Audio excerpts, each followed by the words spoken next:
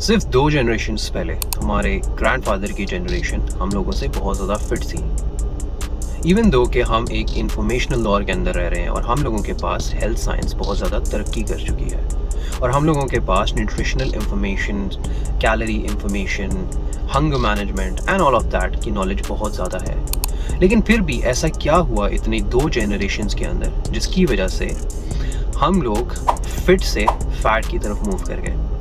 इस वीडियो के अंदर हम लोग ये जानने की कोशिश करेंगे कि इवन दो हम लोगों के पास इतनी इंफॉर्मेशन होते हुए भी हम लोग इस हंगर क्राइसिस के अंदर कैसे आ गए। एक स्टडी पब्लिश होती है national institution of health on ultra processed food, जिसके अंदर वो 20 लोगों को लेते हैं, 20 इंडिविजुअल्स को, और उनको एक कंट्रोल इन्वायरमेंट के अंदर डालते हैं और उनको 2 डिफरेंट टाइप्स ऑफ डाइट्स दे देते हैं फॉर 2 वीक्स। एक डाइट जो होती है वो अल्ट्रा प्रोसेस्ड फूड्स की होती है और दूसरी साइड के ऊपर अनप्रोसेस्ड फूड की डाइट देते हैं। And both of them are allowed to eat as much as they want, या जितना कम से कम खा सकें।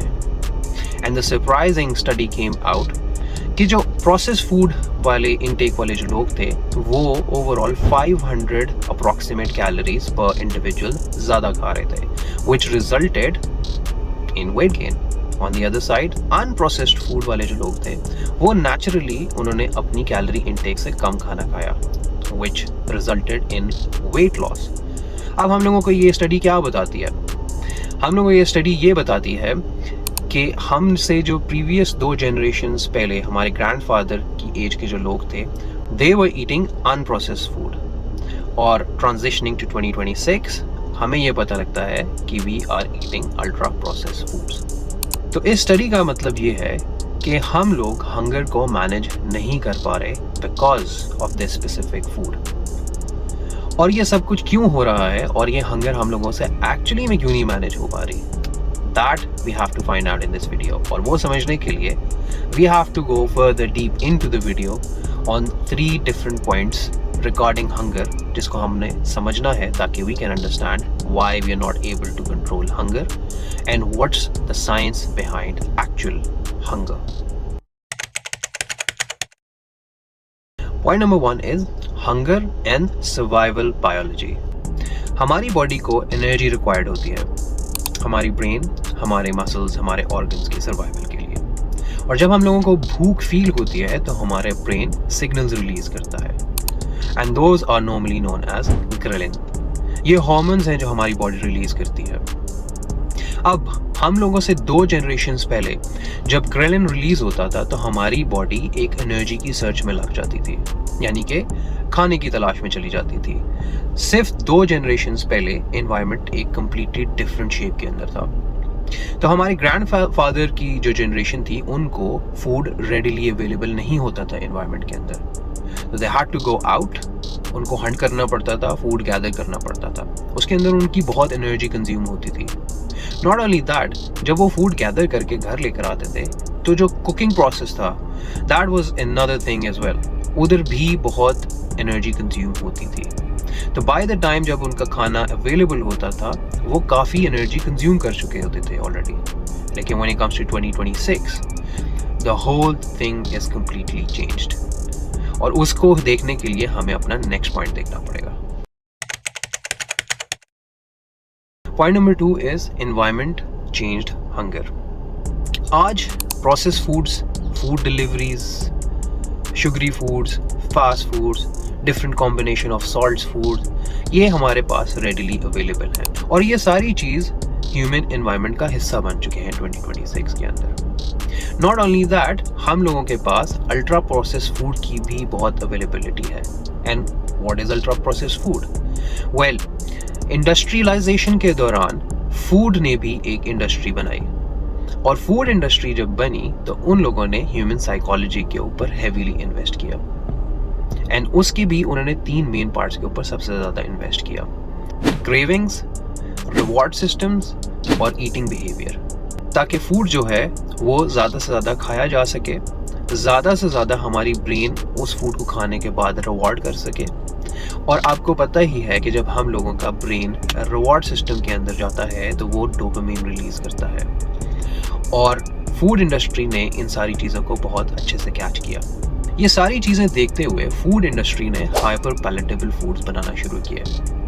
Well, what are hyper palatable food? High in sugar, high in fats, different combination of salts, ताकि ब्रेन को ज़्यादा से ज़्यादा रिवॉर्ड किया जा सके, जिसके ऑब्वियसली रिवॉर्ड होने पे हमारा ब्रेन क्रेविंग्स के दौरान ऐसी चीज़ों की तरफ भागे और हम लोगों को एक रिवॉर्ड मिल सके वो खाने के बाद। अब जैसे ही हम ऐसा रिवॉर्डिंग फूड खाते हैं तो हम अपनी ब्रेन को हैवीली स्टिमुलेट कर रहे होते हैं। वेल, सारी बात यहाँ जाके भी नहीं ख़त्म होती।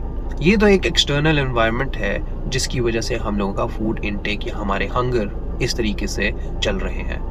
नॉट ओनली दैट, हम लोगों का इस एक्सटर्नल एनवायरनमेंट की वजह से इंटरनल बॉडी का कोपिंग मैकेनिज्म जो है वो भी कम्प्लीटली शैटर्ड हो गया और हम लोग एक कम्प्लीटली डिफरेंट तरीके से रहने लग गए। And to understand that, we have to jump into our next point.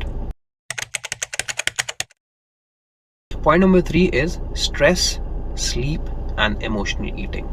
Well, modern lifestyle के अंदर हम लोगों को पता है कि हम लोगों के stress levels बहुत ज़्यादा हाई जा रहे हैं, जिसकी वजह से हम लोगों की sleep disturb हो रही है। And not only that, हम लोग emotional eating भी करना शुरू हो गए हैं। And that is only because of our external environment. क्योंकि हम लोगों का लाइफस्टाइल जो है वो एक मॉडर्न फॉर्म के अंदर तब्दील हो चुका है। वेल, जब भी हम लोग एक क्रॉनिक स्ट्रेस या एनी अदर स्ट्रेस की फॉर्म के अंदर जाते हैं तो हमारी body, most of the people की जो बॉडी है वो ऐसी चीज़ों की तरफ जाती है जहाँ से वो स्ट्रेस रिलीव कर सके।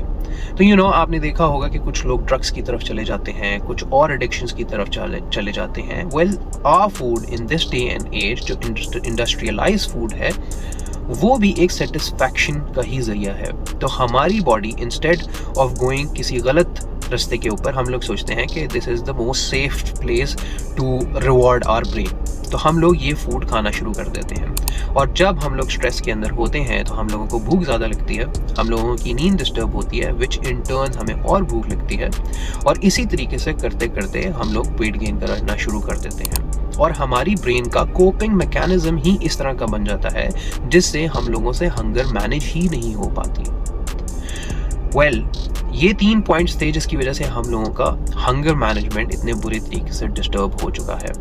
तो आज से 2026 से सिर्फ 2 जनरेशन्स पहले हमारे ग्रैंडफादर की जनरेशन्स तक के जो प्रॉब्लम्स थे वो इतने ज़्यादा प्रॉब्लमैटिक नहीं थे, बिकॉज आज 2026 के अंदर हम लोगों का एक्सटर्नल एनवायरनमेंट, हमारा इंटरनल एनवायरनमेंट, हमारे स्ट्रेस लेवल्स एंड फूड की इंडस्ट्रियलाइजेशन की वजह से हम लोग अपनी हंगर मैनेजमेंट को कम्प्लीटली डिस्ट्रॉय कर चुके हैं। ऑन दी अदर साइड, जो हम लोगों से 2 जनरेशन्स पहले की जनरेशन थी, उन लोगों को इतना स्ट्रेस और इस तरह की इन्वायरमेंट में नहीं रहना पड़ता था।